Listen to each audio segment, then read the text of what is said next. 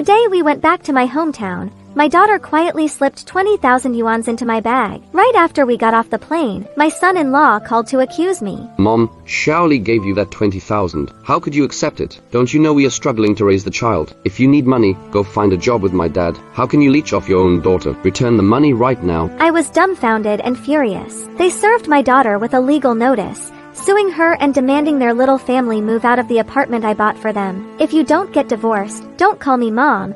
I don't want a daughter who betrays her family like that. On the day I left Shenzhen to go back home, my daughter walked me to the airport and secretly slipped 20,000 yuan into my bag. After I landed and was looking for my phone, I unexpectedly found the money. I took a picture to share with my husband, thinking our daughter had finally come to her senses. Then my son-in-law called. Mom, did Xiaoli give you 20,000? Wasn't that decided between the two of them? I hesitated for a moment, then said it was Xiaoli who secretly put it in my bag. The son-in-law suddenly panicked on the other end. I discussed it with Xiaoli. The 20,000 was just a token. How could you actually accept it? His words stopped my breath. A hot rage rose in me. I forced myself to ask, what do you mean by a token? You don't understand. It's just for appearances. We are raising a child now and expenses are huge. I'm Zhao Li's birth mother. So what if you were her biological mother? Shouldn't you be thinking about your daughter first? You take 20,000 and don't even worry she might have to go to the hospital because of it. Good heavens, is this the son-in-law I treated like my own? How could he curse me into the hospital over 20,000 yuans? My heart went cold. I answered bluntly and without mercy. The money came from Zhao Li. If she gave it,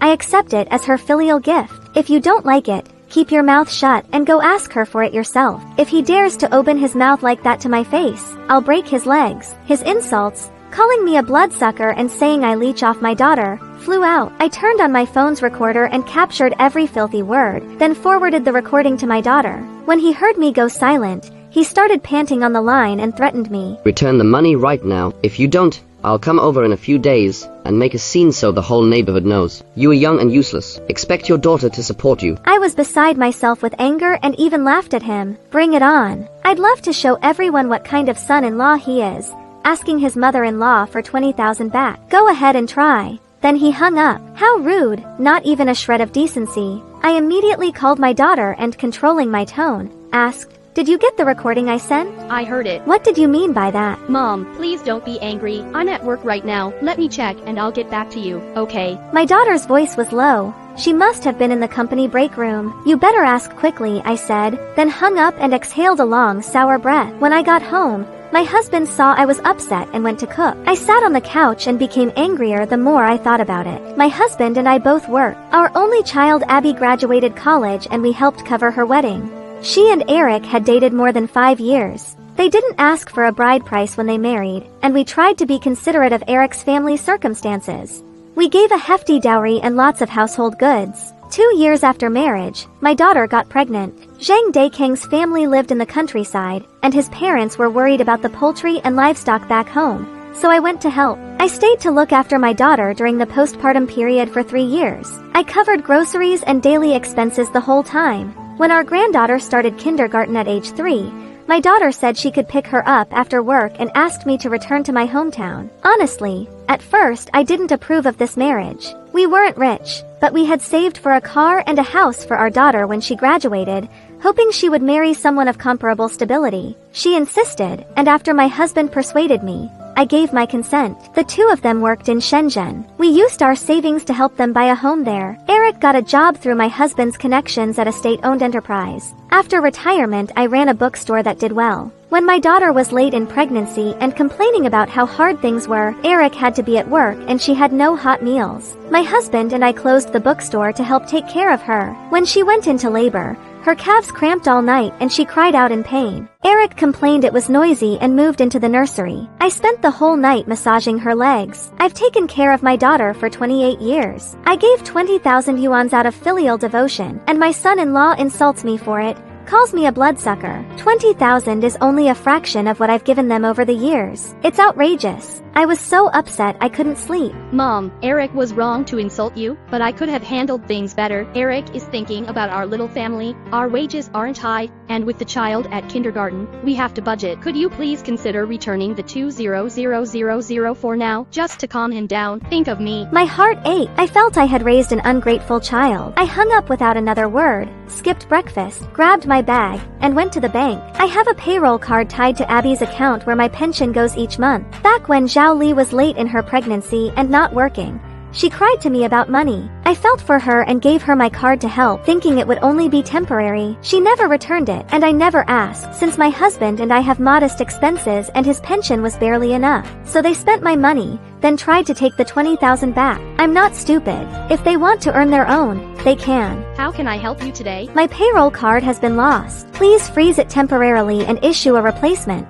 Okay, once the new card is issued, the old one will be cancelled. With the new card in hand, I went to the market and treated myself to a pound of prawns I'd been reluctant to buy before. When I used to help with my granddaughter, I'd save the prawns for the evening so the couple could have a hot meal. A pound usually makes 16 or 17 prawns. After I fed the little one and cleared the shells from the table, I came home to find my husband on the couch watching TV, and he remarked when he saw the prawns, "Went to the big city and came back acting fancy." "What's wrong with that?" "Nothing. I've been telling you to do more for yourself. Now you've finally woken up." I carried the prawns into the kitchen and had just started to boil them when Abby called. Mom, why won't the card go through? I was about to buy Eric a decent suit. Did you freeze it? I replaced it with a new card. Xiaoli sounded surprised, then cautiously said, Mom, are you still mad at Eric? He's sharp-tongued, but actually grateful for what you've done for our little family. Young people have a lot of pressure, and have to scrimp and save. Now that you're retired, you might not understand. Please don't hold a grudge. I'm not blind to their difficulties. But does that mean all my years of sacrifice were for nothing? I clenched my fists and breathed hard. My heart raced. The doctor said I have hypertension and should avoid emotional outbursts to prevent a stroke.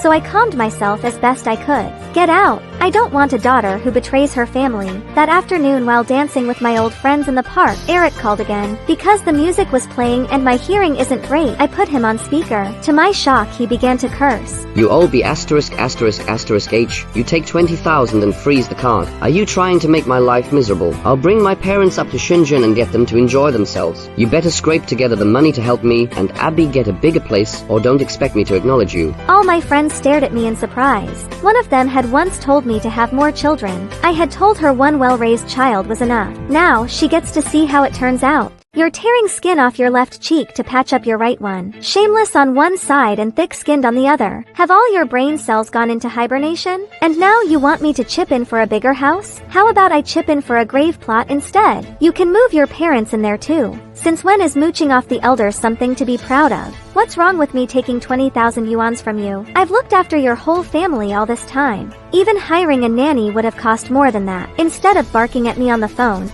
after saying that, I hung up cleanly and added him to my block list. Weren't you the one always bragging about how good your son-in-law is, how filial and considerate he is? Why the sudden change of heart right after coming back from his place? I told you before, you should have had another kid, with more children. At least one might turn out filial. Looks like I was right after all. Didn't you have 3 kids yourself? I don't see any of them being particularly filial to you. Didn't your second son take his mother-in-law on a trip just the other week? Why didn't he take you? Oh right. Maybe you just didn't feel like going. Pan Hong was left speechless after my retort, her face turning as red as liver. I couldn't be bothered to argue further, so I turned and went home. The TV station had invited me to give a history lecture, and if the response went well, it could bring in a nice monthly income. I had spent several days preparing, full of confidence. On the day of the lecture, I made sure to turn off my phone. Just as I was speaking fluently into the camera with the host, a loud commotion broke out outside the studio. Mom, hey, don't stop me. I'm here to see my mom. How could such an important broadcast be interrupted like this?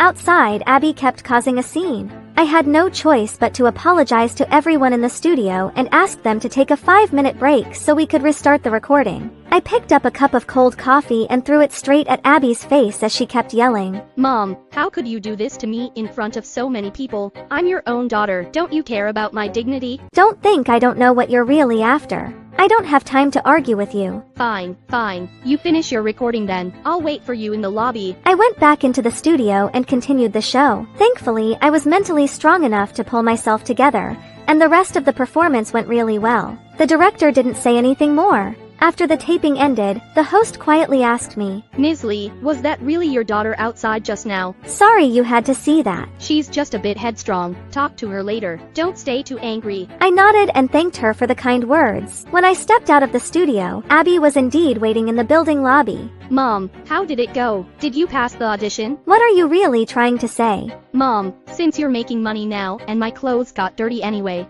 why don't we go shopping? I saw a dress at Armani. Just over 20,000 yuan. It's not that expensive. I let out a cold laugh. Her intentions couldn't have been clearer. She was just trying to find another excuse to get that 20,000 back from me. Also, I'm your daughter, so you can scold me however you want, but Eric isn't. How could you call him and yell at him like that? People always say a son-in-law is half a son. He and I will be the ones taking care of you and Dad when you're old. What you did this time was really too much. When we get home later, you should call Eric, apologize, and give him the 20,000 and your payroll card back. What did I do in my past life to deserve such retribution in this one? I looked at her and spoke coldly. Have you gone insane? Should I take you to the hospital for a checkup? Mom, I'm just thinking of you. Do you really think I care about your little pension? You and Dad only have one daughter. Isn't all your money going to me anyway? Why be so stingy now? Just don't expect me to take care of you in the future, if you keep this up. I laughed in disbelief. You're talking like this now, and you expect me to count on you later? Abby, even if you went to the hospital and got an X-ray of your head,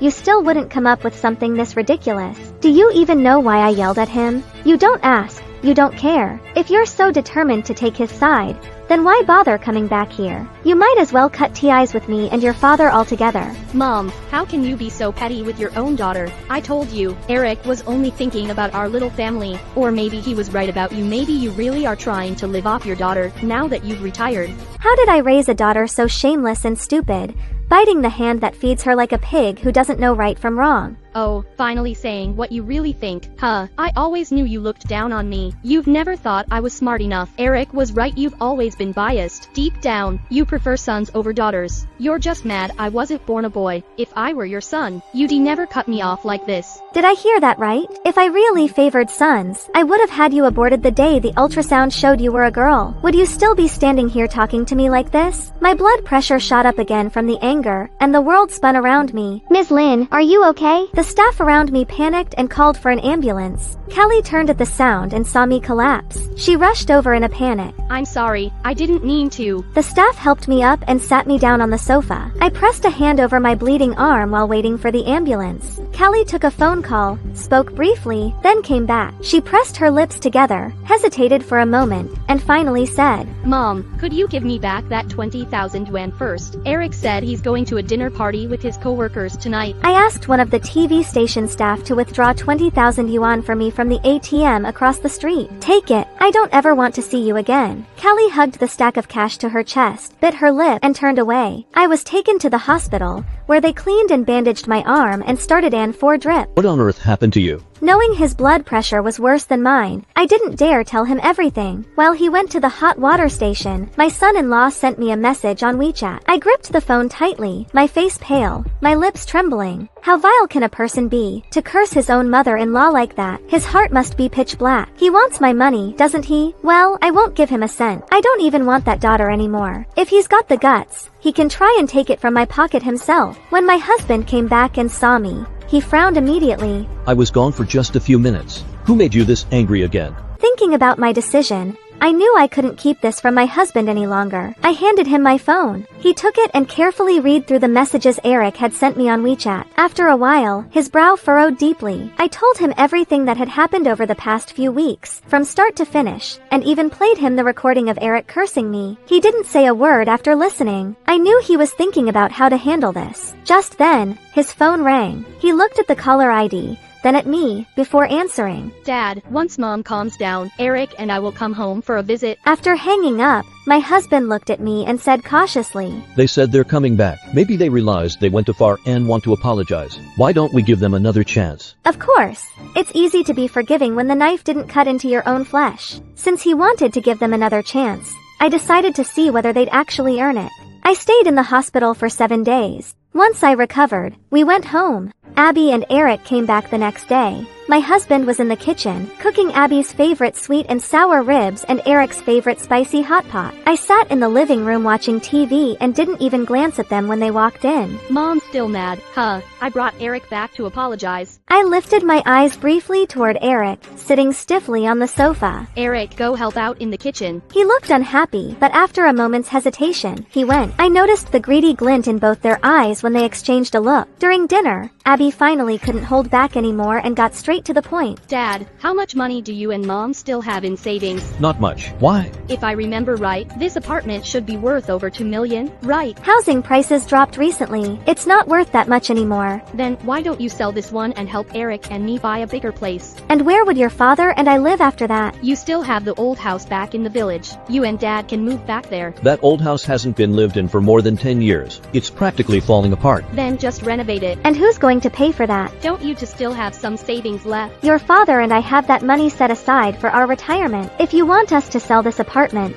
fine, but the new one has to have my name on half the deed, and we'll move in to live with you. That won't work. I already promised my parents they could move in with us. If you two come too, there won't be enough room. Is that so? Then I suppose your parents must be helping pay for that bigger apartment, right? Eric's lips twitched, but he said nothing. Mom, you know Eric's parents are from the countryside. They don't have any money to help. It wasn't easy for them to put Eric through college. And now that he's successful, it's only right for him to bring them to the city to enjoy life. Oh, so raising you was easy for us. We were supposed to struggle while they get to enjoy everything. What are you yelling for? Xiaoli and I came back already humbling ourselves, didn't we? You make so much money. What's wrong with helping your daughter out a little? Every loving parent in the world supports their kids. You two are the only selfish ones. Yes, you're both too selfish. My coworker Xiaoli is also an only child, and her parents already transferred all their assets to her name. She's living comfortably now. Are you really going to sit there and watch me suffer? Nan is growing up too. We just want her to have a better life. Is that such a crime? She's your granddaughter. For heaven's sake, especially you. Dad, you won't give me the money, what? Do you have an illegitimate child somewhere you raise saving it for? My husband's face turned pale. He clutched his chest, gasping for breath. The greedy pair ran into our bedroom, while I hurried to find his blood pressure medicine and fed him a pill. After a while, he calmed down a bit. What's the password for your bank card? I knew they wouldn't leave tonight unless they got what they wanted. If I didn't tell them, they might actually hurt us. Zhu Li's birthday 990,622.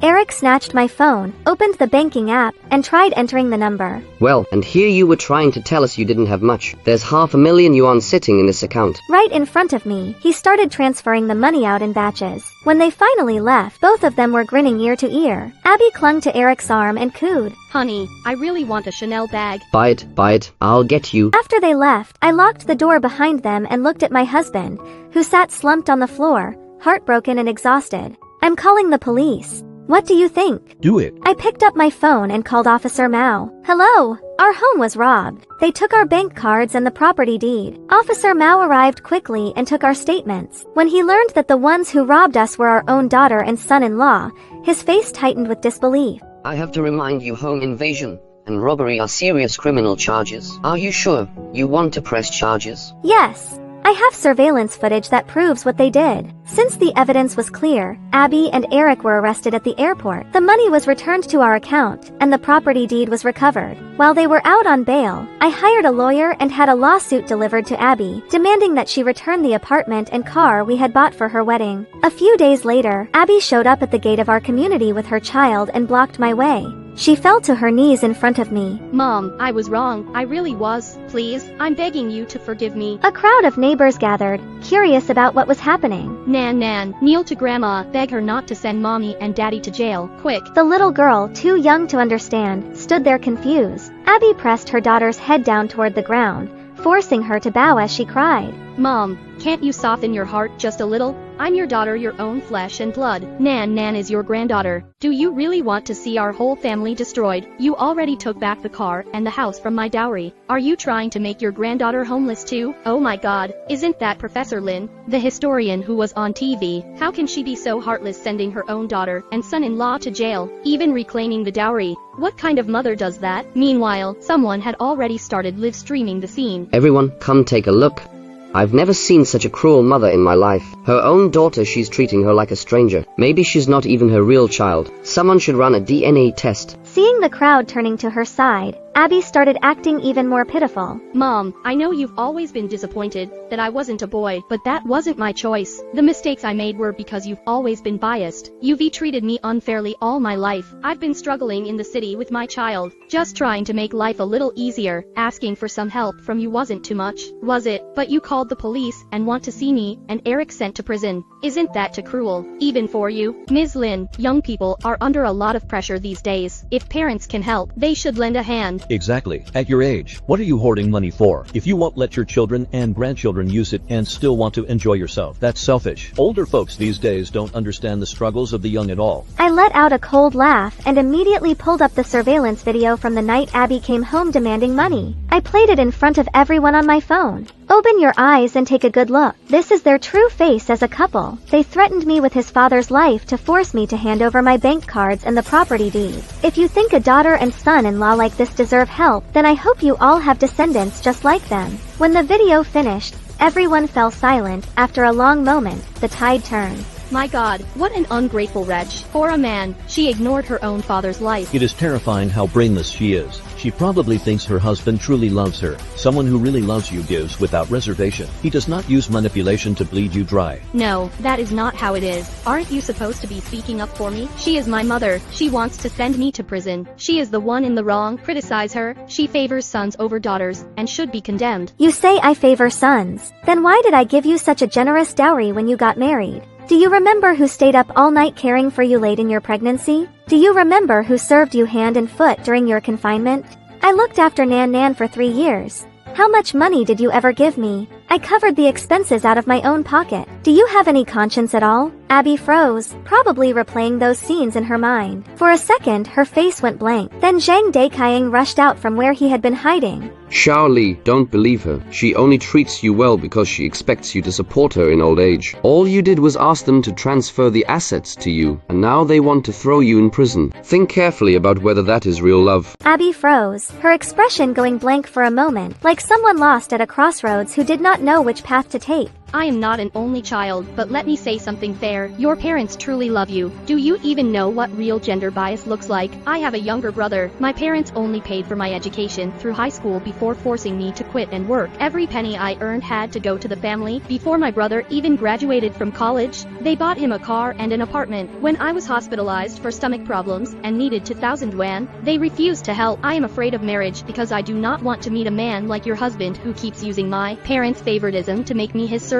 You need to understand, what you experienced is not gender bias. Your husband has brainwashed you. Abby swayed slightly as if a fog had been lifted from her eyes. She looked up and glared coldly at Zhang Dekaiying. He stumbled backward under her stare. Then she rushed forward, grabbed him by the throat, and shouted furiously, "This is all your fault. You misled me and made me commit such a terrible mistake." Zhang Dekaiying's eyes rolled back as she strangled him. The verdict came quickly afterward. Zhang Dekaiying, the main culprit, was sentenced to 10 years in prison. Abby received a lighter sentence of 7 years. The apartment and car were returned to my husband and me. After serving her sentence, Abby divorced Zhang Dekaiying. His family refused to give up custody of Nan, trying to use the child to extort money from us, but I ignored them. Abby eventually returned to our city for work. She comes to our doorstep every day to kneel and beg for forgiveness. Every month she also transfers 3,000 yuan into our account, saying it is repayment for raising her. My husband and I have not rejected the money, but as for forgiveness, we have not decided. After all, only time can prove everything.